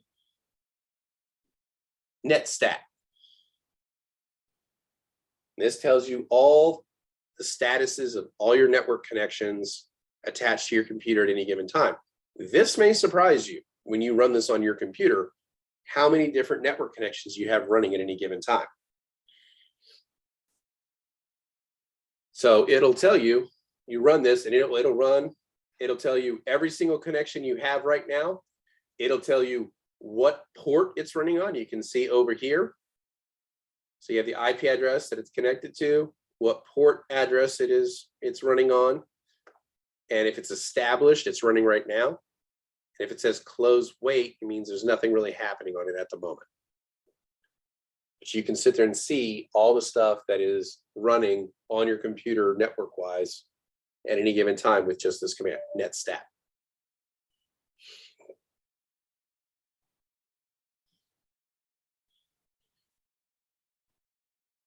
Another good way to find rogue programs outside of Task Manager.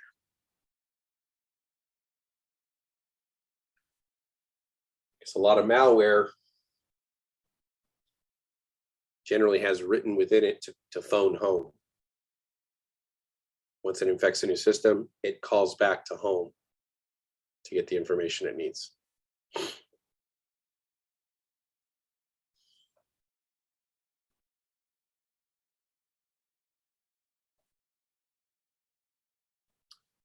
Questions on Netstat?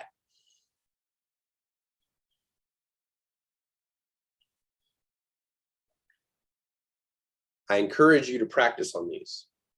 So even if you go into chapter 14 on test out where they have the sandbox, where you can go in and play with computers, you don't have to worry about breaking anything. You can go in there, go into the command line, practice running these commands. See if you can talk to other computers in that network. So go to one computer, find the IP addresses for that computer, go to another computer and see if you can ping it and hit that computer. I'm sorry, Mr. Kelly. Yes. Are you going to post these on Slack? Post what?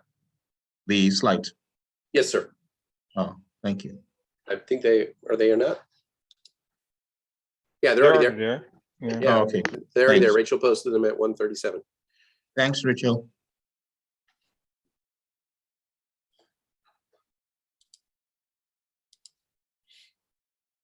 All right, MBT stat. Not one you're going to use very often.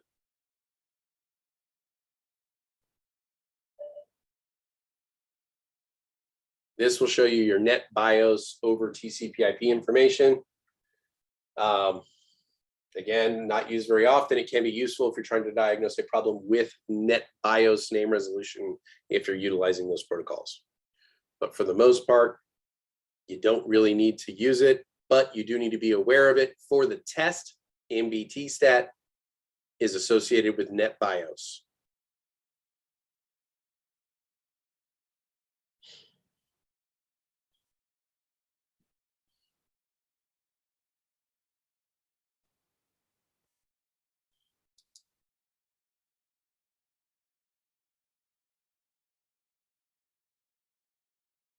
All right.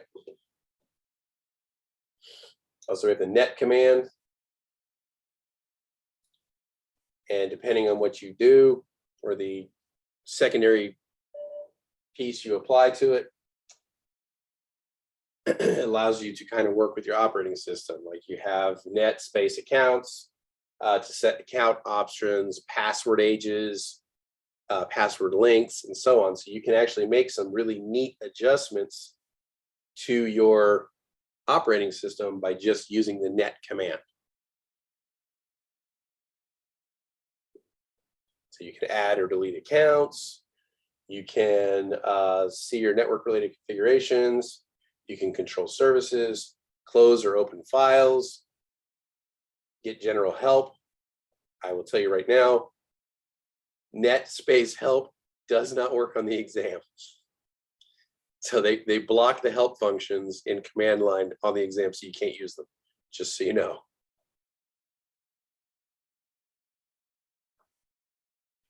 So good one to take note of if you want to take a screenshot of it.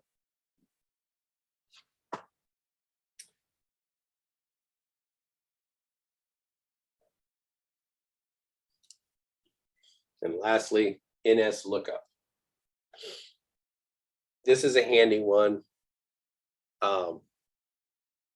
You're essentially, you can verify entries on your DNS server by using this. So you can see if I look up www.google.com, it's going to tell me what the IP address is for that website. So I can do Nslookup www.google.com and it'll tell me the IP address for that website.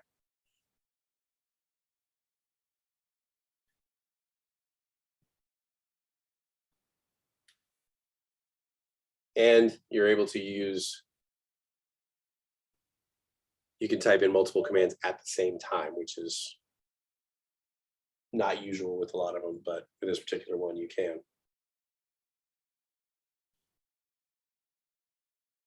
All right. Questions, comments, concerns? Are we ready to dive in and practice some of these and test out?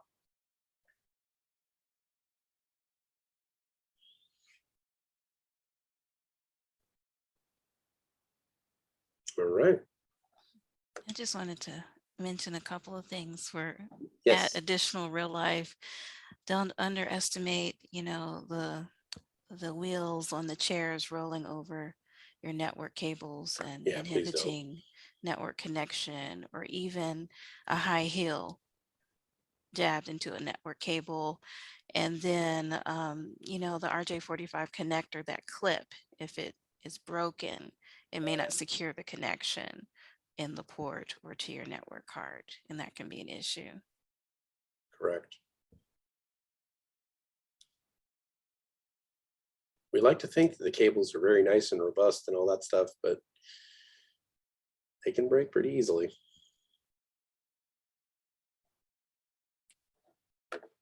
So this address I just looked up for Google, would it be the same for everybody else? Or would it be different for